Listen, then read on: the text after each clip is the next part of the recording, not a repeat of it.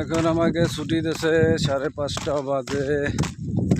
এখন আমরা রুমের দিক যাচ্ছি। ওই যে উস্তাদ আগে আছে, আমি পিছে। এখন রুমে যাচ্ছি, 5:30 বাজে। জাতি ধরেন 6টা বাজবে জাতি এখনো গাড়ি আসি নেই।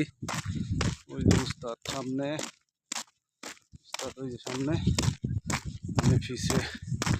আজকের মতো ডিউটি শেষ। আবার আল্লাহর কাছে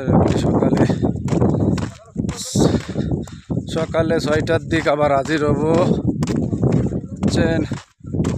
6টা বাজে আবার কাজ শুরু সকালে।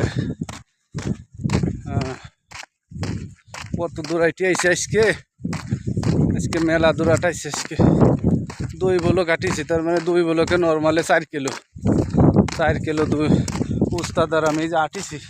উস্তাদ তো আটার কুতো এসে হেলমেটই মাথাইতে খুলে ফেলছে, গরম ছুটে গেছে তো।